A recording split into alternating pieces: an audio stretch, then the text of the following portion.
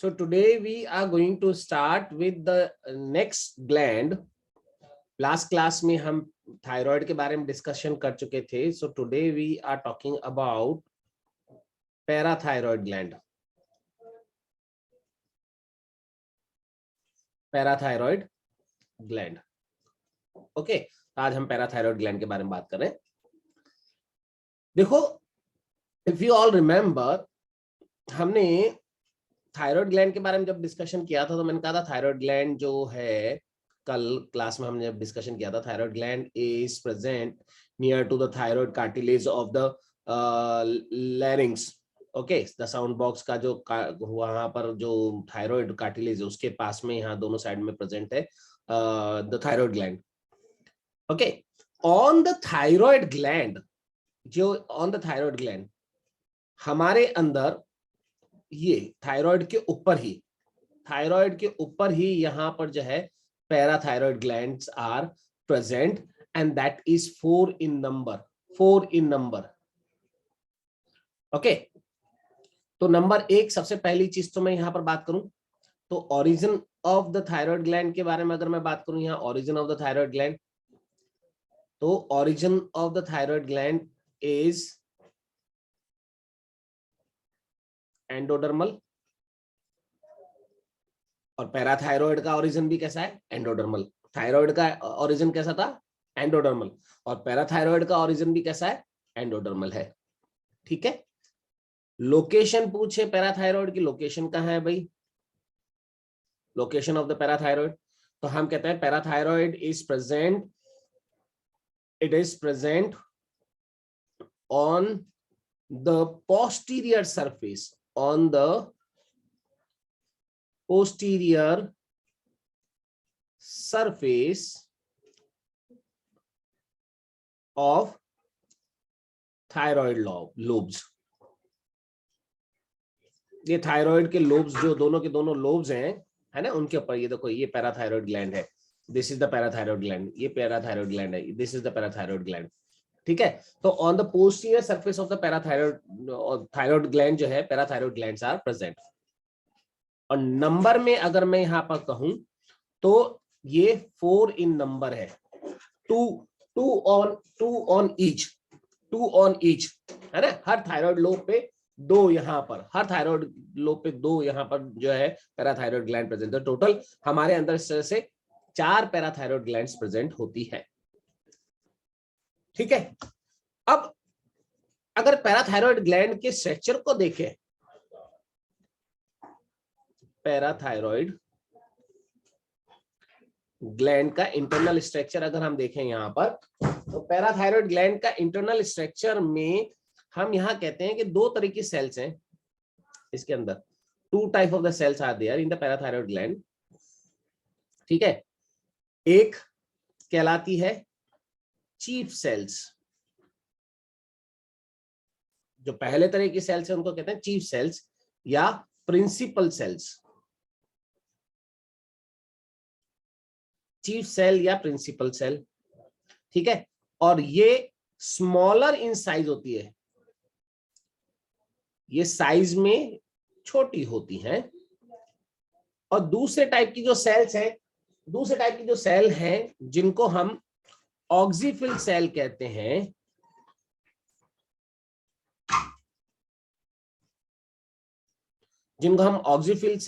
हैं, या eosinophil cell कहते हैं.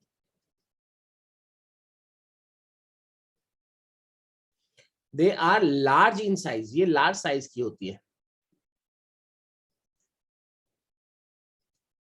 लार्ज इन साइज होती है ना. तो 2 तरह की सेल्स यहां पर है. चीफ सेल्स जो साइज में छोटी है लेकिन नंबर में ज्यादा है, numerous in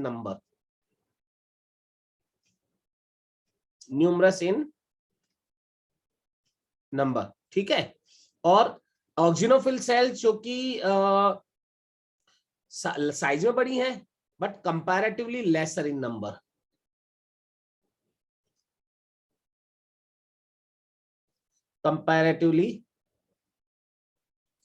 laser in number होती हैं ये. ठीक है. तो इस तरह से ये दो तरह की सेल्स यहाँ पर प्रेजेंट होती है जो कि कैप्सूल के अंदर एनक्लोज्ड है। यहाँ पर मतलब इसकी आउटर कवरिंग जो है वो कैप्सूल है और उसके अंदर फिर यहाँ पर हर एक थायराइड पैराथायराइड ग्लैंड के अंदर दो तरह की यहाँ पर जो है सेल्स प्रेजेंट है। एक का नाम मैंने बोला चीफ सेल या प्रिंसिपल सेल और दूसरे का नाम मैंने बोला ऑक्सीफिल सेल या इओसिनोफिल सेल्स। ठीक है ना। ये जो चीफ सेल्स हैं या प्रिंसिपल सेल्स हैं, these chief cells या principal cells are responsible for the secretion of a hormone और उस हार्मोन का नाम है पैराथायरॉइड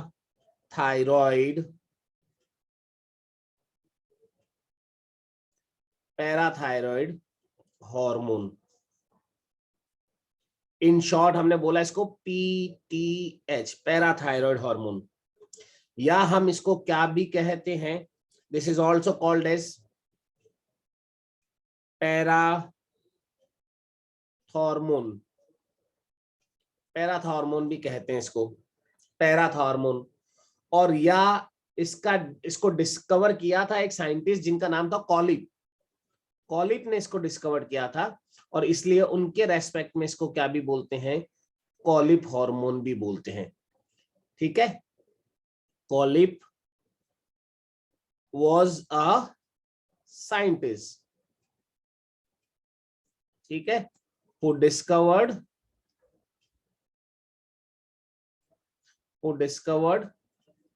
पीटीएच, पैराथायराइड हार्मोन को डिस्कवर किया था और उनके रेस्पेक्ट में भी हम इसको क्या कहते हैं, कॉलिप हार्मोन भी कहते हैं।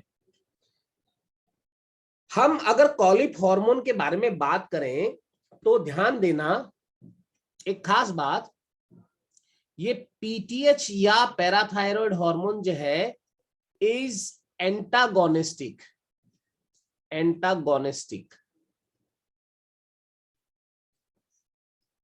टू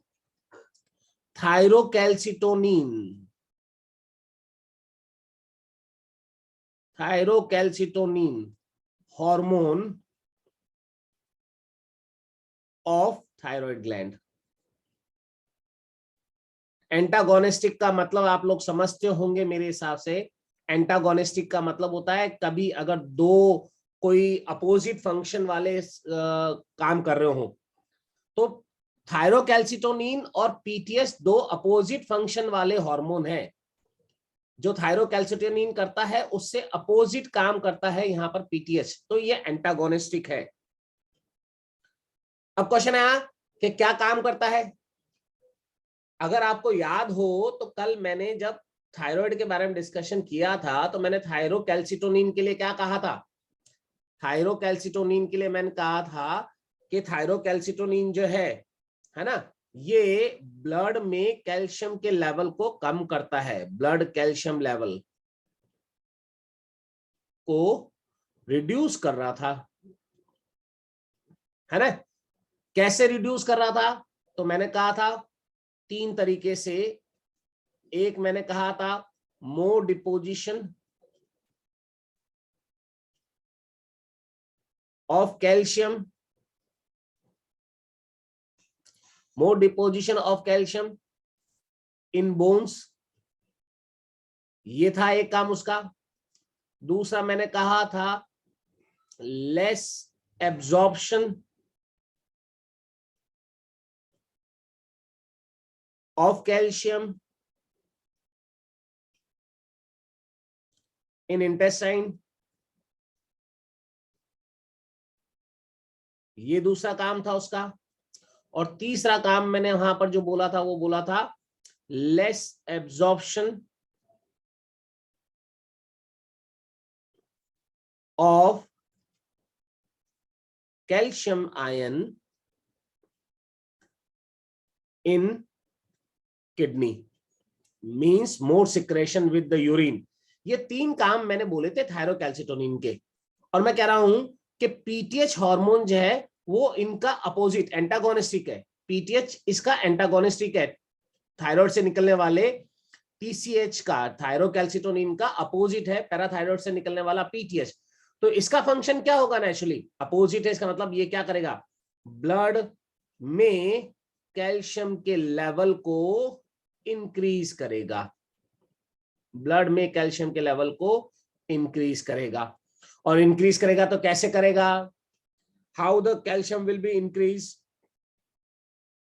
तो यहां पर अगर हम कहें तो देखो इनका अपोजिट हो जाएगा काम। अपोजिट क्या हो जाएगा? नंबर एक, अगर हम कहें more mobilisation, more mobilisation of calcium from bones, from bones मतलब बोन में से कैल्शियम निकल निकल के ब्लड में आना शुरू हो जाएगा, मोबिलाइज, है ना, from bones into the blood.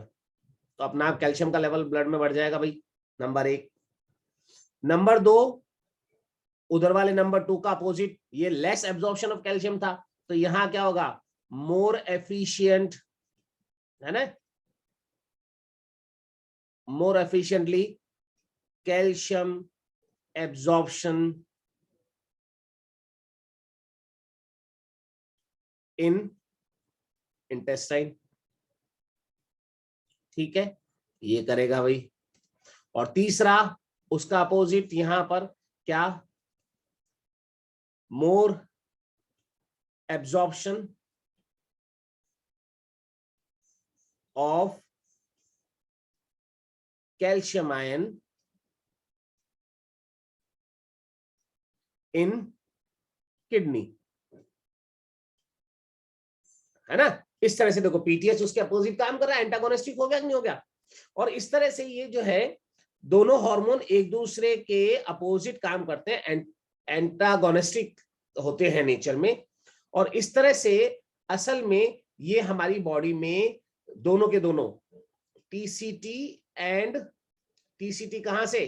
From the thyroid. ध्यान देना, टीसीटी तो कहां से निकल रहा है? From the thyroid, TCT from the thyroid, okay, and PTH from parathyroid, from parathyroid.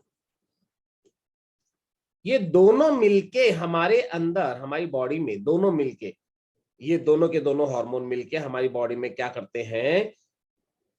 Calcium and phosphate, calcium and phosphate का रेगुलेशन करते हैं,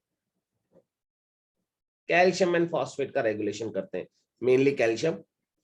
ठीक है, अब एक चीज समझना, अब अभी आपको लगा होगा सर ये फॉस्फेट कहां से आ गया?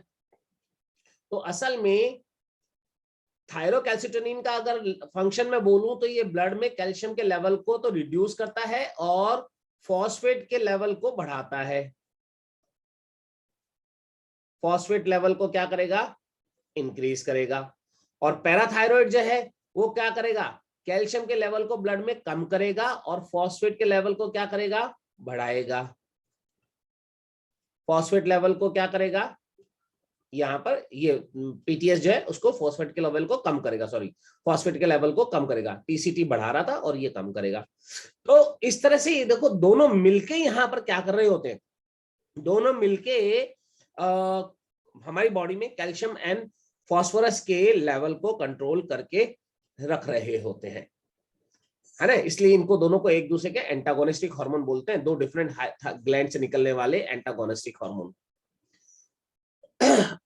नाउ नेक्स्ट अगर हम बात करें डिसऑर्डर्स ऑफ पैराथायरॉइड, भाई पैराथायरॉइड की प्रॉब्लम्स क्या हो? Disorder of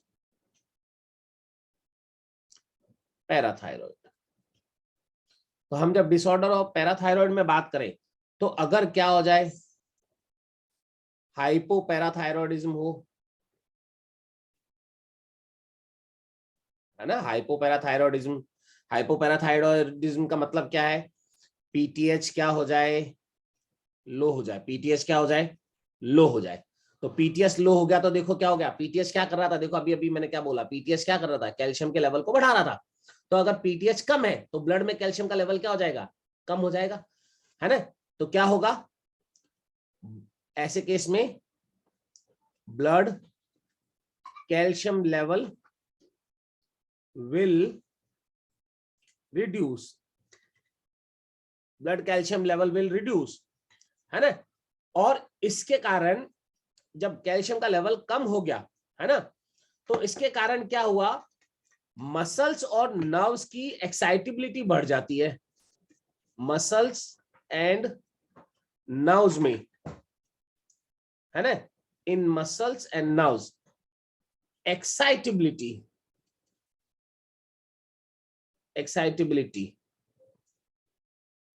will increase, excitability increase हो जाएगी यहां पर। और एक्साइटेबिलिटी इंक्रीज होगी तो क्या करेगा, ये मसल्स जो है कॉन्ट्रैक्ट कंडीशन में ही रहेंगी and they will cause the muscle cramps. Muscle cramps cause करेंगे, ये मसल क्रैम्प्स हो जाएंगे। इसकी डेफिशिएंसी, अगर पीटीएच की डेफिशिएंसी हो जाए तो मसल क्रैम्प्स होते हैं, ठीक है, या कन्वर्जन्स होते हैं, न्यूरॉन्स की प्रॉब्लम के कारण कन्वर्जन्स होंगे यहाँ पर, है ना। तो कन्वर्जन्स या मसल क्रैम्प्स यहाँ पर इसके अंदर होते हैं। एंड दिस प्रॉब्लम, जब ये मसल क्रैम्प या कन्वर्जन होते हैं, this is what, this is called as parathyroid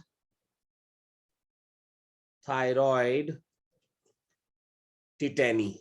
इसको हम पैराथायरॉइड टिटेनी बोलते हैं, पैराथायरॉइड टिटेनी, पैराथायरॉइड टिटेनी कहेंगे इसको।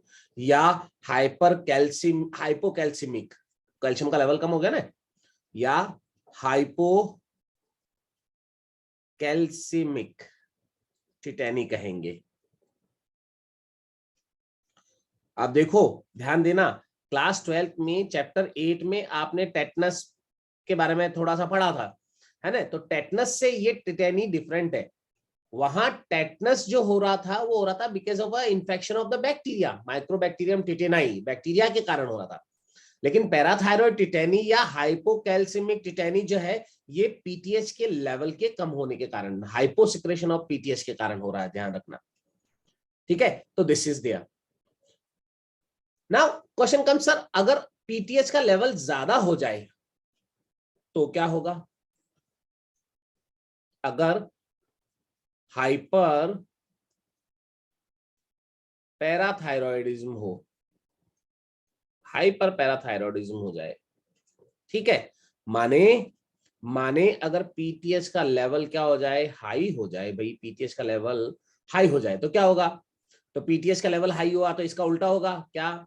ब्लड में किसका लेवल, ब्लड कैल्शियम लेवल जो है, ठीक है, विल इंक्रीज, ब्लड में कैल्शियम का लेवल इंक्रीज हो जाएगा। और ब्लड में कैल्शियम का लेवल इंक्रीज होने से क्या हुआ, ब्लड में कैल्शियम का लेवल इंक्रीज हुआ यानी बोन में से कैल्शियम निकलना शुरू हो गया, ठीक है, बोन्स में से कैल्शियम निकलना शुरू हो गया। और बोन्स में से कैल्शियम का निकलना, इसका मतलब क्या, बोन्स में क्या हो रहा है, डीमिनरलाइजेशन हो रहा है। और डीमिनरलाइजेशन जब कैल्शियम का हो रहा है, वहां से अगर इसमें से निकल रहा है, तो इसका मतलब बोन्स क्या हो रही है, बोन्स वीक हो रही है, फ्रेजाइल हो रही है। और क्या कहलाएगा ये, ऑस्टियोपोरोसिस, ऑस्टियोपोरोसिस कहलाएगा। तो ऑस्टियोपोरोसिस हो जाएगा ऐसे में, है ना, डीमिनरलाइजेशन ऑफ द बोन्स, है ना, weakening of the bones, calcium deposition कम है तो वीकनिंग ऑफ द बोन्स हो जाएगा, टूटेंगी जल्दी से, फ्रैक्चर वगैरह जल्दी हो सकते हैं ऐसे में। तो दिस इज क्या, this is called as osteoporosis. या इस ऑस्टियोपोरोसिस को क्या भी बोलते हैं, इस ऑस्टियोपोरोसिस को हम ऑस्टेटाइटिस, ऑस्टेटाइटिस फाइब्रोसा सिस्टिका, ऑस्टियोटाइटिस फाइब्रोसा सिस्टिका भी कहते हैं। ध्यान देना, ये ऑस्टियोपोरोसिस पीटीएच के लेवल के हाई होने के कारण हो रही है, ठीक है। This osteoporosis is because of the high secretion of PTH. And osteoporosis हमने देखा है कि this is more common in the females, है ना। जब फीमेल्स मेनोपॉज कंडीशन में पहुंच जाती हैं तो उनके अंदर यहाँ पर जो है ये बहुत कॉमनली जो है ये दिखाई देती है, ठीक है। तो ध्यान देना, याद रखना के पीटीएच के लो होने से तो पैराथायरॉयड टिटेनी हो रहा है, और पीटीएच के हाई होने से ऑस्टियोपोरोसिस हो रहा है, या जिसको हम ऑस्टाइटिस फाइब्रोसा सिस्टिका भी बोल रहे हैं। तो ये दो प्रॉब्लम्स यहां पर इसके बारे में बात की हमने। नेक्स्ट ग्लैंड अब मैं डिस्कस कर रहा हूं यहां पर, pineal gland. Okay, pineal gland जिसका दूसरा नाम एपिफाइसिस भी है। Epiphysis, the another name of the pineal gland is epiphysis. याद करो, पिट्यूटरी ग्लैंड का नाम था हाइपोफाइसिस और पीनियल ग्लैंड का नाम है एपिफाइसिस। पिट्यूटरी हाइपोथैलेमस से हैंग हुई थी नीचे सेला ट्रेशिका कैविटी में, ऐसे ही जो थैलेमस वाला पोर्शन है डायंसिफेलन का, उससे ऊपर की ओर यहां पर जो है ये पीनियल ग्लैंड सिचुएटेड होती है। मैं आपको डायग्राम में इसकी पोजीशन दिखाता हूं, एक सेकेंड।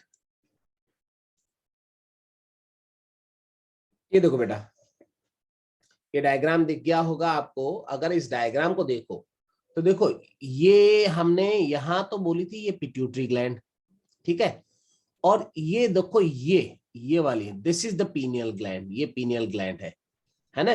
तो डायंसिफिलन के थैलेमस वाले पार्ट के ऊपर है ये यहाँ पर, एंड बिकॉज ऑफ दिस इसको हमने नाम क्या दिया यहाँ पर, एपिफाइसिस कहा।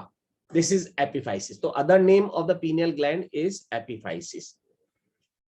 ओरिजिन कैसा है इसका, तो इसका ओरिजिन भी यहां पर एक्टोडर्मल है, similar to pituitary and thalamus. Pituitary का ओरिजिन मैंने एक्टोडर्मल बोला था, थैलेमस का ओरिजिन मैंने एक्टोडर्मल बोला था, तो ये भी ब्रेन में ही तो है पीनियल ग्लैंड। तो this is also ectodermal in origin, ठीक है। तो लोकेशन अगर आपसे कही भाई कहाँ है, वेयर इट इज लोकेटेड, कहाँ लोकेशन कहाँ है इस ग्लैंड की, तो मैं कहता हूं भाई पीनियल ग्लैंड जो है ये कहाँ प्रेजेंट है, ये प्रेजेंट है between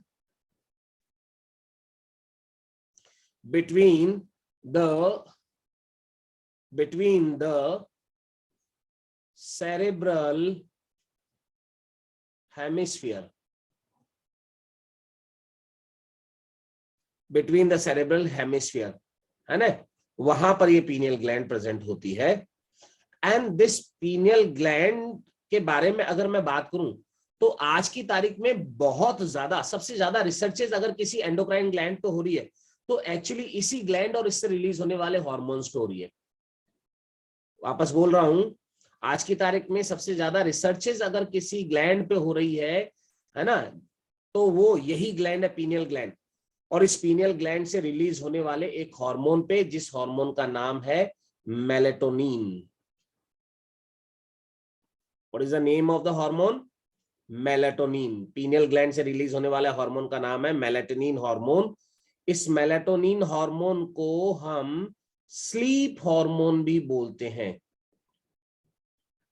this is also called as sleep hormone, इसको स्लीप हार्मोन भी बोलते हैं। अभी फंक्शन समझ में आ जाएगा आपका कि क्यों बोलते हैं इसको स्लीप हार्मोन। वर्ड से वैसे तो आपको समझ में आ गया होगा थोड़ा सा, क्यों, क्योंकि ये क्या करता है, इट प्रमोट्स, ये हार्मोन क्या करता है, प्रमोट्स स्लीप, आपके अंदर नींद, गहरी नींद को प्रमोट करता है ये हार्मोन। तो इट प्रमोट द स्लीप, और इसलिए इसको यहां क्या कहते हैं, this is called as sleep hormone. अब इस हार्मोन की खासियत क्या है और कैसे काम करता है, इसके बारे में बात करें। देखो समझना, इस चीज को थोड़ा समझने की कोशिश करना, ठीक है। अगर आप में से कभी किसी ने इस चीज को देखा हो हॉलीवुड मूवीज वगैरह में, या उन लोगों को जो कि अपने बेडरूम में अगर बल्ब्स लगा के रखते हैं, तो आपने देखा होगा अक्सर कि वो लोग आंखों पे एक काली पट्टी बांध के सोते हैं। वैसे मैं हमेशा सजेस्ट करता हूं कि आपके बेडरूम में आपको कभी भी रात को सोते समय बल्ब जला के, नाइट लैम्प जला के नहीं सोना चाहिए। बीइंग ए बायो स्टूडेंट, मेरा सजेशन है कि कभी भी आपको नाइट बल्ब जला के नहीं सोना चाहिए। और अगर आप नाइट लैम्प जलाते हैं तो कम से कम आंखों पर एक काली पट्टी बांध के सोए आप, तो आपकी नींद अच्छी आएगी, साउंड स्लीप आएगी आपको, और आपकी बायोलॉजिकल क्लॉक जो है बॉडी की, वो भी प्रॉपर तरीके से मेंटेन्ड रहेंगी। ना क्वेश्चन है सर, लाइट से क्या रिलेशन है इसका? What is the relation with the light of this gland? ठीक है, तो समझना होता क्या है। मान लो, मैं आपको समझाने के लिए एक फेस किसी का ड्रॉ कर लेता हूं।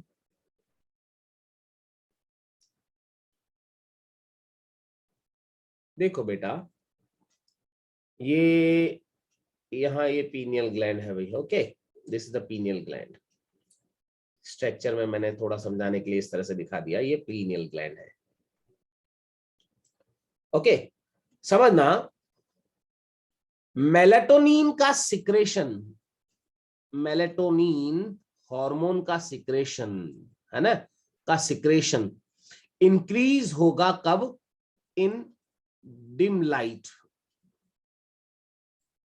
जब डिम लाइट हो या डार्क कंडीशन हो, जब डार्क कंडीशन हो, डार्क कंडीशन हो, है ना, तब क्या होता है? तब मैं कहूं तो क्या होता है कि मेलाटोनिन का सिक्रेशन बढ़ता है। क्यों? क्योंकि उस समय आपकी आपकी रेटिना जो है, उस रेटिना पर जो लाइट है वो नहीं आ रही। तो रेटिना पे जब लाइट नहीं आती है, तो रेटिना पे जो लाइट नहीं आई, तो वो सेंसिटिविटी जो है, वो सेंसिटिविटी कॉज नहीं करती है पीनियल ग्लैंड को मेलेटोनिन के सिक्रेशन के लिए। आपस से समझना, पहले दूसरा वर्ड और लिख दूं तो आप में से आपको समझ में आ जाएगा। मेलेटोनिन का सिक्रेशन कम होता है कब? अगर कोई इंसान किस में है? अगर कोई इंसान in the bright lighted area में है, ब्राइट लाइट कंडीशंस में है, चमकदार। तो सपोज करो अभी ये नाइट लैम्प जला के सो रहा है ये बंदा, है ना। तो नाइट लैम्प जलाया तो इससे क्या है, रोशनी निकल रही है, और ये रोशनी क्या हुई, आंखों में रेटिना तक गई, और रेटिना से कहां गई, पीनियल ग्लैंड तक इंपल्स गए, मैसेज गए पीनियल ग्लैंड तक। और पीनियल ग्लैंड को कहा रुक जा भाई, अभी तो उजाला है, मेलाटोनिन का सिक्रेशन मत कर, अभी उजाला है, मेलाटोनिन का सिक्रेशन मत कर, अभी उजाला है, मेलाटोनिन का सिक्रेशन मत कर। और इसके कारण से मेलाटोनिन का सिक्रेशन जो है ब्राइट लाइट कंडीशन में कम होता है। लेकिन जैसे ही अंधेरा हुआ, डिम लाइट हुई, तो आपकी रेटिना तक, आंखों तक, आपकी रेटिना तक क्या पहुंचना बंद हो गया, लाइट पहुंचना बंद हो गई। और लाइट पहुंचना बंद हो गई तो जो इंपल्सेस जा रहे थे आपकी पीनियल ग्लैंड को कि भाई अभी मत सिक्रीट कर, वो मैसेजेस अब क्या हो गए, रुक गए, वो मैसेजेस नहीं जा रहे अब। तो पीनियल ग्लैंड ने क्या सिक्रीट करना शुरू किया, पीनियल ग्लैंड ने मेलाटोनिन हार्मोन का सिक्रेशन करना शुरू किया। इसलिए मैं कहता हूं हमेशा कि मेलाटोनिन जो है एक स्लीप इंड्यूस करने वाला हार्मोन है, जो कि डिम लाइट में प्रोड्यूस होता है। तो अगर आप में से कोई रात को सोते समय अगर नाइट लैम्प जला के सोता है, तो आप लोगों ने देखा होगा कि आपकी स्लीप इतनी साउंड नहीं होगी, बार बार रात में नींद खुलती होगी, नींद जागती होगी। लेकिन वो लोग जो डार्क कंडीशन में बिल्कुल अंधेरा करके फिर सोते हैं, उनकी स्लीप जो है साउंड स्लीप होती है, उनकी स्लीप डिस्टर्ब नहीं होती है। ठीक है, तो मेलाटोनिन हार्मोन क्या कर रहा है? तो हम कहते हैं मेलेटोनिन हार्मोन, है ना, ये मेलेटोनिन हार्मोन आपकी बॉडी के अंदर बायोलॉजिकल क्लॉक जो होती है, बायोलॉजिकल क्लॉक, है ना, जिसको हम क्या कहते हैं, जिसको हम सरकार्डियन, सरकार्डियन रिदम भी बोलते हैं, सरकार्डियन रिदम, है ना, 24 आवर साइकिल। 24 आवर्स साइकिल जो हमारी सर्काडियन रिदम है, 24 आवर्स की हमारी जो साइकिल है, ठीक है, उसको ये क्या करते हैं, रेगुलेट करने का काम करता है, उसको रेगुलेट करने का काम करता है। अब रेगुलेट कैसे करता है, देखो समझो। वो लोग जो अपना सुबह का उठने का शेड्यूल रेगुलर रखते हैं, ठीक है, उन लोगों को प्रॉब्लम्स डाइजेशन से रिलेटेड बहुत कम होती है। उन लोगों को टाइम से भूख लगती है, टाइम से प्रेशर बनता है ना, टाइम से प्रॉपर तरीके से नींद आती है। जब उनका, जिन इंसानों का, जिन लोगों का सोने का और उठने का, स्पेशली उठने का समय जिनका फिक्स हो, भले ही रात को 1 बजे सोए, चाहे रात को 4 बजे सोए, चाहे रात को 9 बजे सोए, लेकिन अगर सुबह आप 4 बजे उठते हो तो हर हालत में 4 बजे उठ जाओ बिना के, तो उन लोगों की बायोलॉजिकल क्लॉक बहुत सही रहती है। इस चीज को आप लोग महसूस कर सकते हो। अभी लॉकडाउन के टाइम में आप लोगों ने देखा होगा, आप स्कूल नहीं जा रहे हो, और बिकॉज ऑफ दिस आपका बायोलॉजिकल क्लॉक बड़ा डिस्टर्ब सा चल रहा होगा पिछले 2 साल से लगभग। क्यों? क्योंकि जब आप स्कूल जाते थे तो आप शायद 5:30 या 6 बजे हर हालत में उठ ही जाते थे स्कूल जाने के लिए। लेकिन आजकल क्या है, अब स्कूल तो जा ही नहीं रहे, ऑनलाइन क्लास है, लेनी है तो लेनी है, नहीं लेनी है तो नहीं लेनी है। रात को 1 बजे तक सोए तो मम्मी ने भी नहीं उठाया, हम भी नहीं उठे, सुबह 9 बजे तक नहीं उठे, कोई दिन सुबह 11 बजे तक नहीं उठे, कोई दिन सुबह 6 बजे उठ गए। आज फिजिक्स की एक्स्ट्रा क्लास है तो सुबह 6 बजे उठ गए, और कोई दिन हम जो है 9 बजे तक नहीं उठे, 10 बजे तक नहीं उठे। तो आपकी बॉडी की बायोलॉजिकल क्लॉक डिस्टर्ब हो जाएगी। क्यों? क्योंकि आपकी बॉडी में मेलाटोनिन हार्मोन का लेवल भी डिस्टर्ब हो जाता है, प्रॉपर तरीके से सिक्रेशन नहीं हुआ। तो इसके कारण क्या हुआ, जब आप रोज सुबह 6 बजे उठ रहे थे, जब पहले आपकी बायोलॉजिकल क्लॉक सही थी तो 6 बजे उठते थे, और 6:15 पे आप मोशन के लिए जाते थे, फ्रेश होने के लिए जाते थे। फिर उसके बाद आप दिन को 10 बजे या 11 बजे अगर लंच कर लेते थे, तो आपकी बायोलॉजिकल क्लॉक तो उसी के हिसाब से थी। अगले दिन आपने क्या करा, आपकी बायोलॉजिकल क्लॉक को डिस्टर्ब कर लिया। अब 6 बजे उठने के बजाय आप 8 बजे उठे, तो 8 बजे उठे तो प्रेशर ही नहीं बना, पॉटी नहीं आ रही है। क्यों? उसका टाइम तो गया, 6 बजे था उसका टाइम, तो वो तो टाइम तो गया, मिस्टेक, गड़बड़ हो गई, ठीक है, तो प्रेशर नहीं बना, तो सारे दिन अजीब सा लगता है। फिर 10 बजे मम्मी का खाना खा ले, खाना खा ले, रोज टिफिन 10 बजे खाते हैं, अरे कहां से खाएं, अभी तो खाना खाने का मन नहीं करता है, ठीक है। तो वो सारी प्रॉब्लम्स आपको जो है यहाँ पर इससे रिलेटेड होना शुरू होती है बिकॉज ऑफ इट। और इसीलिए मैं हमेशा कहता हूं बच्चों को कि सुबह जो है उठने का टाइम फिक्स रखो, और सुबह जल्दी उठने की कोशिश करो। हमेशा सुबह जल्दी उठना चाहिए। क्यों जल्दी उठना चाहिए, उसका भी एक लॉजिक यहाँ पर इसी में छुपा हुआ है, मेलाटोनिन के अंदर। मेलाटोनिन हार्मोन के बारे में अगर मैं कहूं, तो ये डिम लाइट में, मैंने क्या कहा था कि डिम लाइट में इसका सिक्रेशन बढ़ना शुरू होता है। डिम लाइट जब हुई तो मेलाटोनिन का सिक्रेशन क्या हुआ, बढ़ना शुरू हुआ, है ना। मेलाटोनिन का सिक्रेशन इंक्रीज हुआ, यानी रात में करीबन 8-9 बजे 10 बजे आपके अंदर ये सिक्रेशन शुरू होता है, इसका बढ़ना शुरू होता है। और मिड नाइट तक आते आते, मिड नाइट सुबह है ना 12-1 बजे से लेके और सुबह 3-4 बजे तक आपके अंदर इसका लेवल क्या होता है, हाई होता है। और इसका लेवल जब आपके अंदर 3-4 बजे तक हाई होता है, और अगर आप सुबह जल्दी उठ गए, अर्ली, है ना, आप सुबह जल्दी उठ गए और आप सुबह जल्दी उठ के अगर स्टडीज करते हो, पढ़ाई करते हो, तो क्यों कहते हैं पुराना, हमारे जो आयुर्वेदा वगैरह, हमारे जो एंशिएंट स्टडी गुरुज हैं, वो कहते हैं सुबह उठ के पढ़ना चाहिए। क्यों? क्योंकि सुबह के टाइम अगर लॉजिकली मैं देखूं तो मेलाटोनिन का लेवल हाई होने के कारण आप में क्या होगी, आप में थकान कम होगी, उसमें फटीग कम होगी। और जब फटीग नहीं होगी तो जो कुछ भी आपने पढ़ा वो आप रिटेन करोगे, याद रखोगे।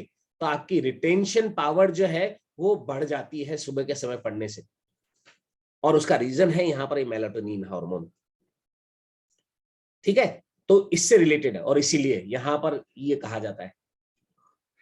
अनदर थिंग, अगर मैं मेलाटोनिन हार्मोन के बारे में और यहां पर बात करूं, तो मेलाटोनिन हार्मोन हमारी स्किन के कलर को,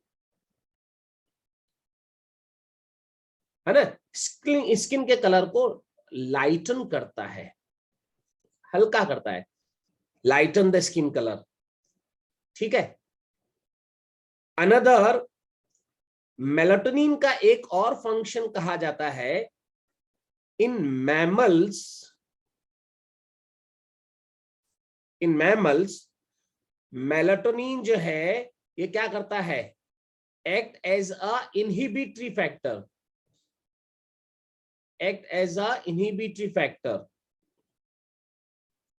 है ना, किसके लिए, फॉर सेक्सुअल मैच्योरेशन,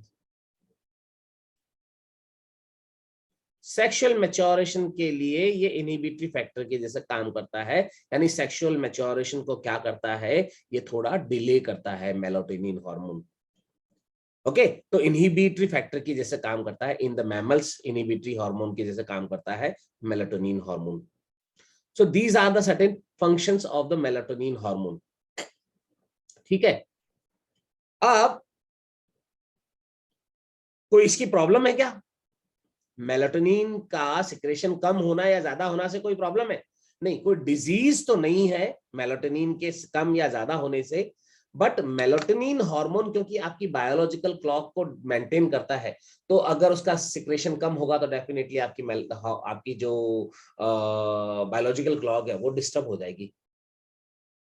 अब देखो आपको एक चीज और बोलूं, अकॉर्डिंग टू हिंदू धर्म, अगर मैं थोड़ा सा इसको रिलेट करूं तो आप लोगों ने देखा है हम तिलक लगाते हैं, तिलक लगाने का कॉन्सेप्ट है। अब उसका साइंटिफिक रीजन समझाऊं, देखो थोड़ा तिलक लगाने का, जहां हम तिलक लगाते हैं ना वो चंदन का तिलक लगाते हैं, बस उसी जगह, एक्चुअली उसी जगह पे ब्रेन के अंदर हमारी पीछे की तरफ जो है बिटवीन द सेरेब्रल हेमिस्फीयर मैंने कहा, वहां हमारी पीनियल ग्लैंड होती है। तो एक्चुअली ये एक तरह का एक्यूप्रेशर है, अगर कहा जाए तो तिलक लगाते हैं जब हम, तो वहां पर प्रेशर डालते हैं इस जगह पे, हमारे middle part of the forehead पे, और वो प्रेशर डालना इस वाले रीजन पे, मिडिल वाले पार्ट पे, that is a one kind of the acupressure, जिससे हम क्या करने की कोशिश करते हैं, हमारी पीनियल ग्लैंड को स्टिमुलेट करने की कोशिश करते हैं for the proper secretion of melatonin. और इसलिए आजकल आप योगा वगैरह अगर कभी देखे हो तो योगा में भी कहते हो कि वो मिडिल, ये आपका फोरहेड का बिल्कुल बीच वाला, दोनों आंखों के बीच का जो पार्ट है ना, फोरहेड या आईब्रोज के बीच का, इस वाले पार्ट में वो उंगली से कहते हैं यहाँ पर प्रेस करो, यूं प्रेस करोगे। क्यों प्रेस करो, because they also accept this, कि हो सकता है ये पीनियल ग्लैंड को क्या करता हो, स्टिमुलेट करता हो। दो research are required to prove this, क्योंकि ये एंशियंट थ्योरीज हैं हमारी, लेकिन अभी हमारे पास इसका कोई एविडेंस नहीं है इसका, बट इसका बेसिकली साइंटिफिक रीजन यही हुआ करता था। So this is about the pineal gland.